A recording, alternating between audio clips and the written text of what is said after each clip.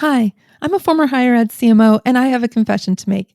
It is probably a good thing that I'm a former higher ed CMO because after this episode, I probably would be out of a job. Maybe not. In this episode, I am pairing up with a fellow Enrollify creator, Jenny Lee Fowler, who is the host of Confessions of a Higher Ed Social Media Manager, and we are spilling all the tea on our hot takes about what is wrong with higher education right now. I hope you enjoy.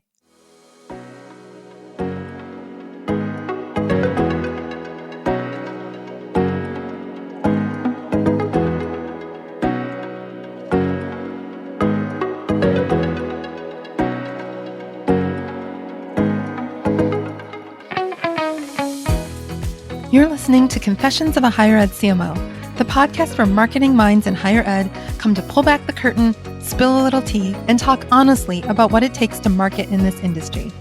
I'm Jaime Hunt, the founder of Solve Higher Ed, author of Heart Over Hype, and a former campus CMO who spent more than 2 decades navigating the weird, wonderful world of higher education marketing. This show is for the strategists, the storytellers, the change agents, and anyone who has ever tried to get Faculty Senate on board with a rebrand. Here we get candid about the challenges and share the ideas that are shaping the future of our field. Sound like your kind of conversation? Then let's get into it. Jaime Hunt. Jenny Lee Fowler.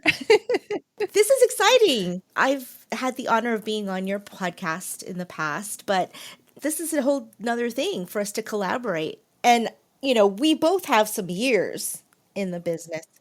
We do. We started working in higher ed when we were 5, which explains how we have this many exactly. years of experience now. Yeah, I think I started in 2011, so I have about 14 going on 15 years. And It's amazing that's 15 years ago. I know.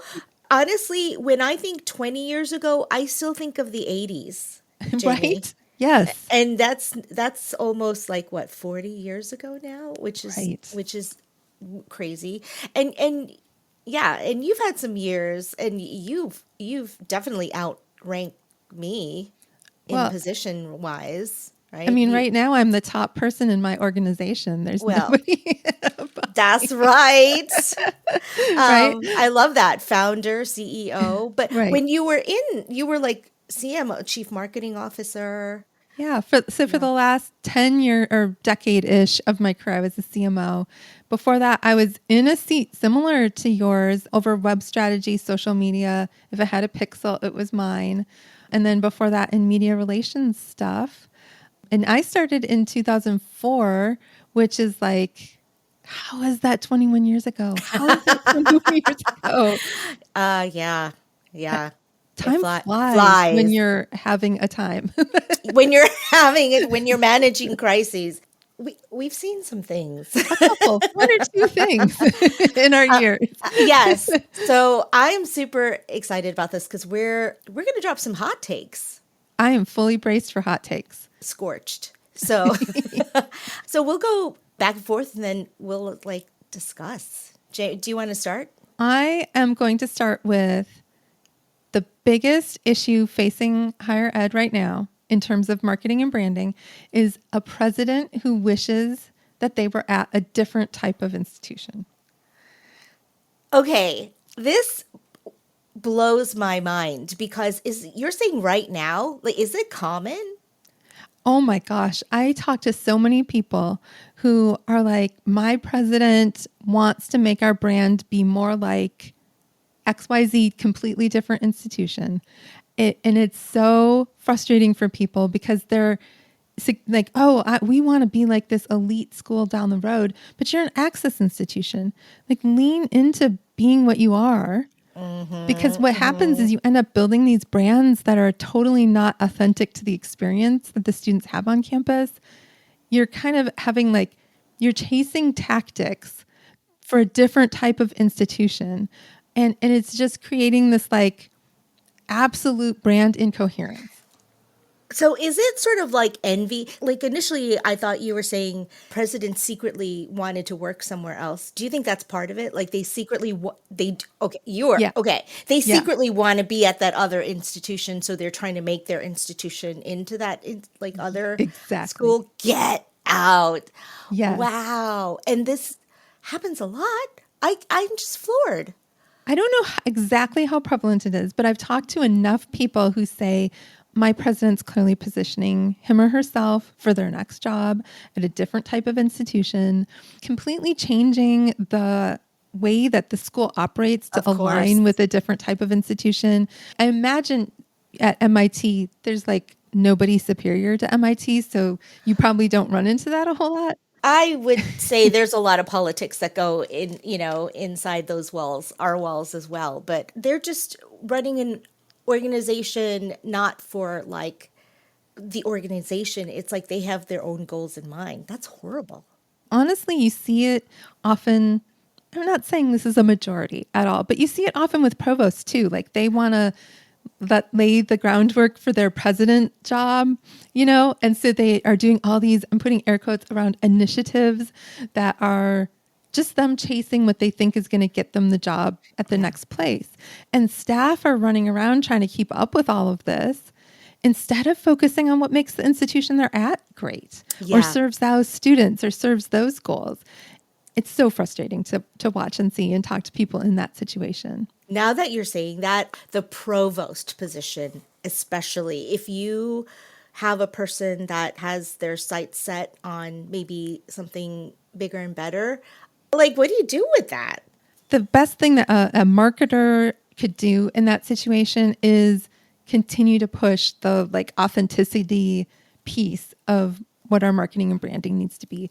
And the president can listen or not listen to you, but I think as long as you're pushing that narrative forward, that helps. I was so lucky when I was at Winston-Salem State to work for Elwood Robinson, who was like, I get what WSSU is.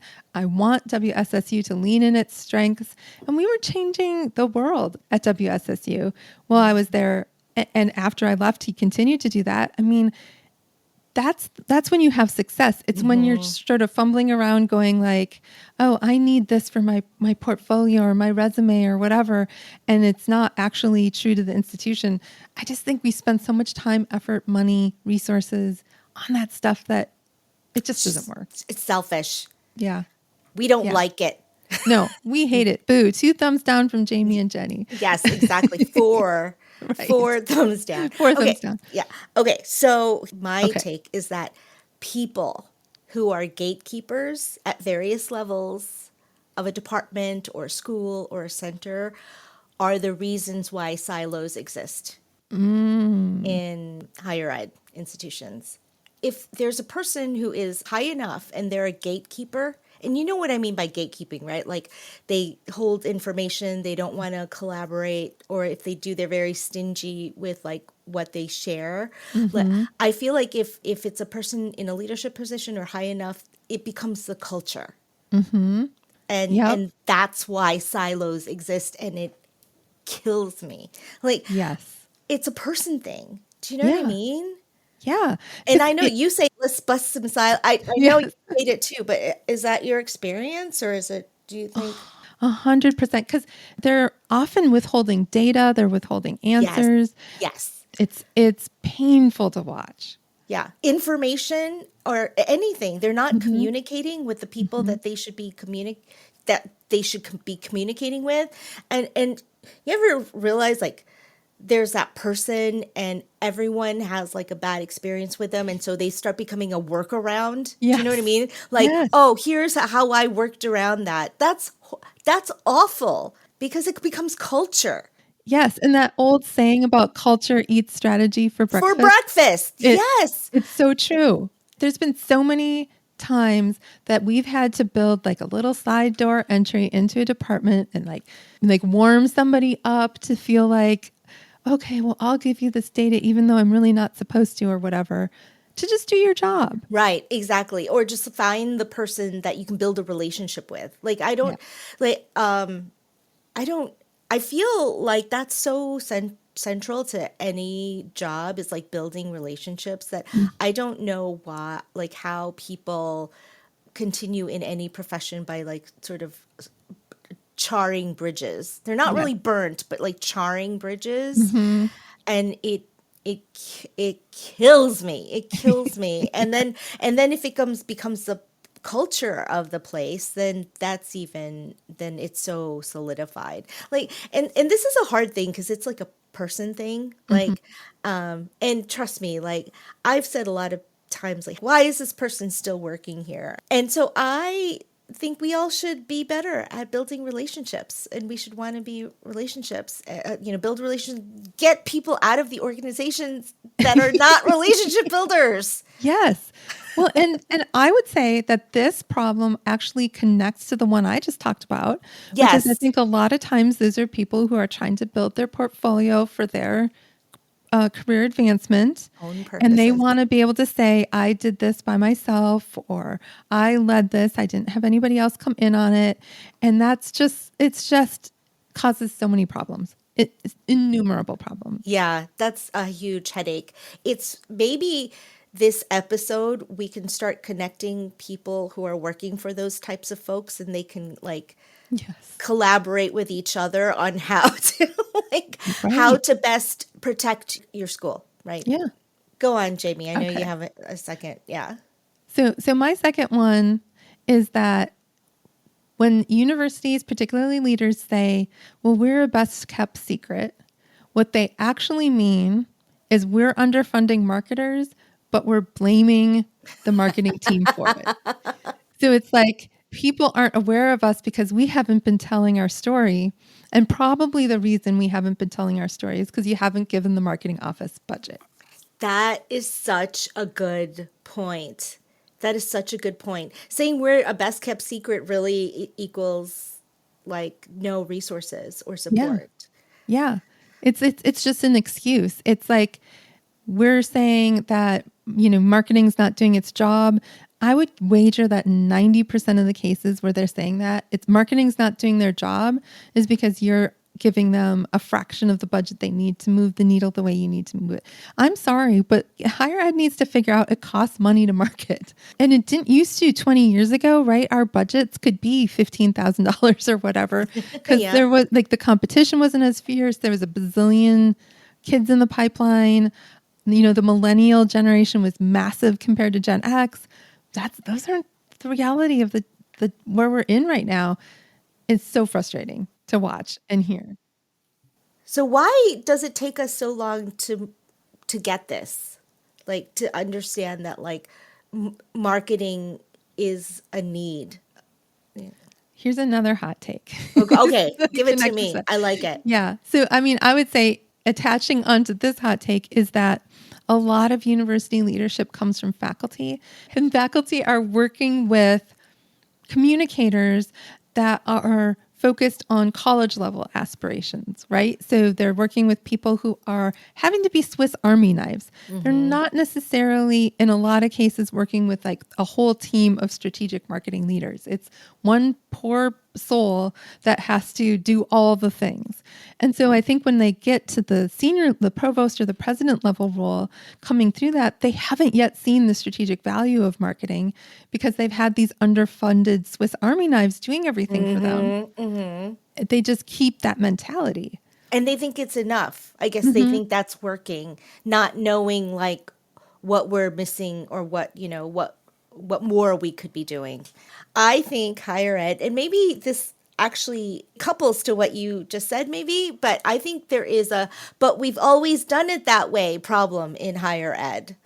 And I every like when I hit that hear that, I just want to like smash my head into a wall because I'm like, yes, but is it the best way, or is there a better way that we could be doing this? Like, I just feel like why? Like Yeah. it's sort of lazy, Yeah. and it's change resistant, I guess, and it's there's no growth in that. I like can't imagine like still using a fax machine today. Do you know what I Right. mean? Yeah. In that always done it the same way mentality. Like I hate it. It's awful. And I think, let me give an example of a time when I Yes. experienced this. I came into a team that was putting together a daily report of news hits. And the director was like, this is really stressful for our team to put together. And, is there any way we could cut back?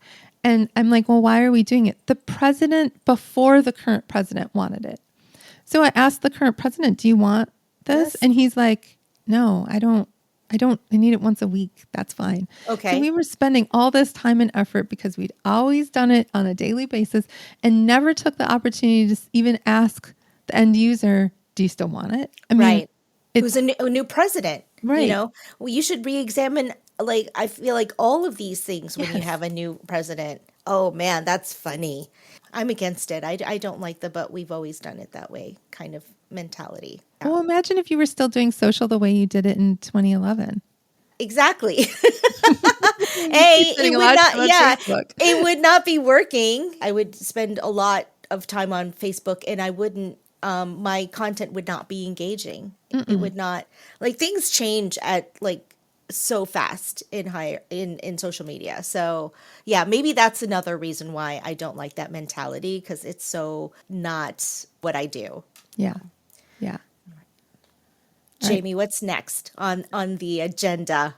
Yeah. So my last one, the universities, higher ed needs to cut their obsession with peer envy. So you know how you constantly get, if you work in a marketing office, your president's office is always sending down these brochures and these fancy view book, all the things that the presidents get. And they're sending them down with a note like we should do something like this.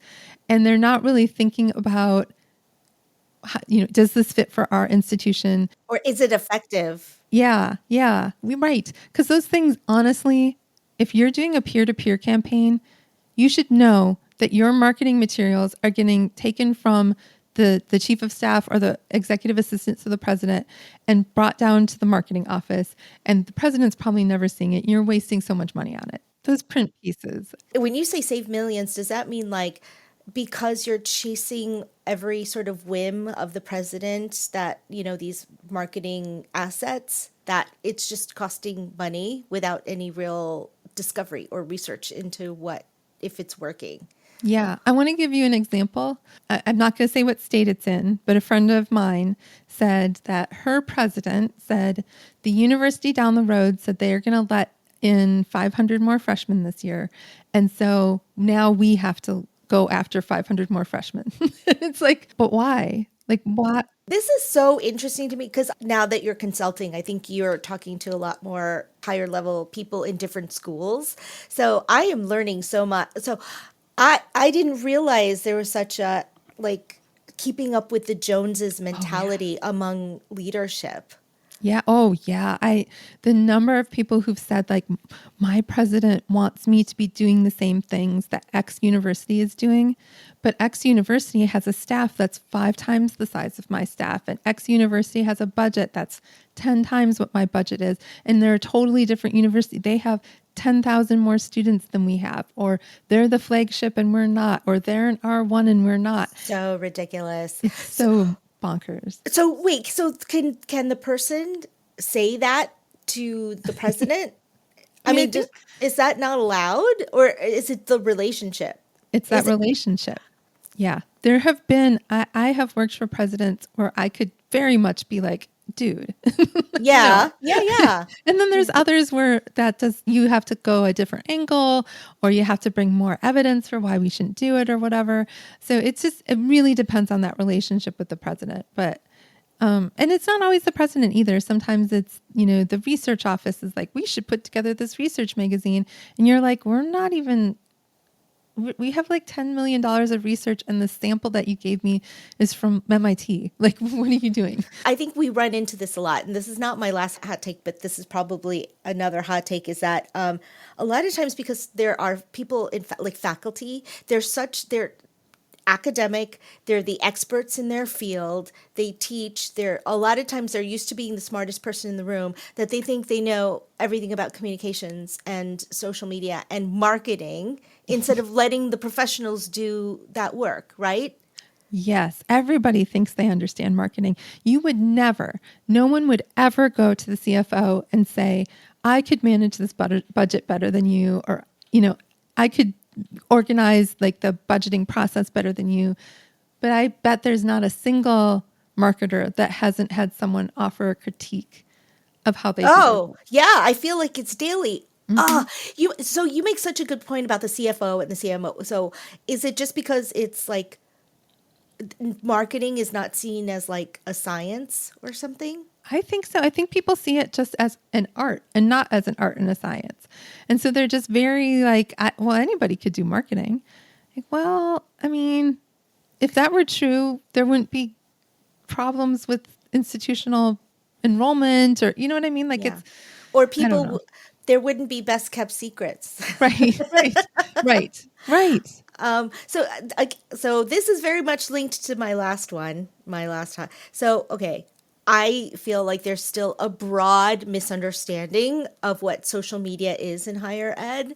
And some of it's generational, but I just don't buy that anymore. I think it's a lack of interest, right? Social media has been around for 20 years. And if you don't really like understand it right now, it's not a me problem, it's a you problem, Yeah. right? And so people think social media is a tactic, and it's not. It's an industry that like requires very sophisticated strategy. So it just, I hate it.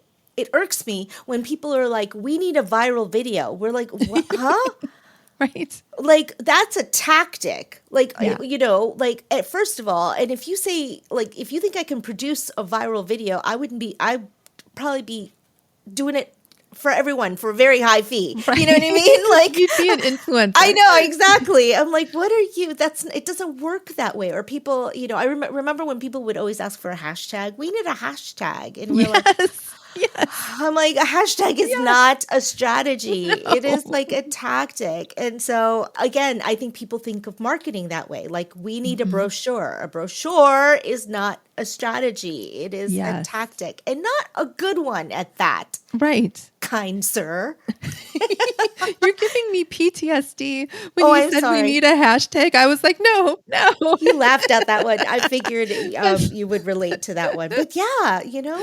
It's like a PDF isn't a website, a hashtag's not a social media strategy. Well, I talked to someone maybe 2 or 3 weeks ago who said like the salary that they are able to offer for their social media person means they're getting an entry level early career person, which is fine, but they're asking that person to do really sophisticated strategy Right. because the person that's hiring does get social media and the value of it, but their salaries don't align with that. And so they have someone who's 26, which is great, but it's not the sophistication. They could be like a specialist, but you need a director. Yes. Like Yes. the meetings I'm in, the recommendations that I gather with other people to make, it requires experience. Hmm. It's not someone just walking in the door. And actually, if you agree with us, listeners, please give our shows, it's Confessions of a Higher Ed CMO and Confessions of a Higher Ed Social Media Manager, a rate and review on the platform of your choice, because that helps us out a lot. It does. Yeah. Absolutely. We get more in front of more people if you give us reviews. Yeah, it helps us out. And we'll give you maybe more hot takes if that's what you want to Right. if that's what you want to hear. But yeah, I with the whole not understanding, and you started to say this too, it's like we still hear things like my niece has an idea for a social media campaign, and you have to sort of hear them out. But my thought in my head is like, would you put your niece out in front of the press to give a media conference, Right. like a media press conference? Like, would you roll your nephew out in front of, like, to represent your brand on like national TV? Like, it's the same thing. Your social Hmm. media manager is managing your brand reputation on the internet, you Right. know? And do you want an intern or your niece to do that? Like, come on, you Right. know? Let's be So, real. yeah, like, so, I mean, yeah. So That's nice to get that off my chest. Thank you, Jaime. Well, I'm happy to be your therapist about how social media needs, truly, it is such a vital part of the communications puzzle and so public. And one flub can lead to a major crisis, as I am very much aware and not going to share what happened. But it was bad. But I think we've all like sort of experienced things like that. Mm-hmm. You know what? It's always nice to vent with someone who understands where you're coming from. I don't want to let you go because it is tradition on my show to ask the guest, what is your confession? So would you be willing to share a confession with us? Yeah, so I will confess. My confession is that I am delighted to not have to worry about being fired for having hot takes about higher education anymore. And nobody can pull me into their office and say, why would you say that out loud? I just, my tortoise is the one. Yeah. Oh, yeah. And your tortoise is like friendly. Now you're like, got me thinking, am I worried about anything I just said? This has been great fun, and I just really appreciate your candor as well. So yours too. And I don't know, our listeners need to know that Jenny and I were in the same circles for years and years and years and did not ever connect until just a couple years ago. Because we were afraid to, we were afraid to approach each other, but like we are so approachable, right? Right. Yeah. Right. Who's nicer than Jenny and Jaime? Well, nobody. There you go. I think Jamie's nicer than me, but if you agree with any of the stuff and want to talk it through with us, like connect with us, right? On LinkedIn, on the social media platforms, we would love to discuss further. Thanks for listening to Confessions of a Higher Ed CMO. This show is a proud member of the Enrollify Network, home to Higher Ed's largest collection of podcasts. Enrollify is where higher ed goes to grow, so be sure to check out our other podcasts, webinars, video clips, blogs, and more. Visit Enrollify.org and subscribe for all the latest details and contact drops directly to your inbox. Enrollify is brought to you by Element 451, the digital workforce platform for higher ed. Learn more at element451.com.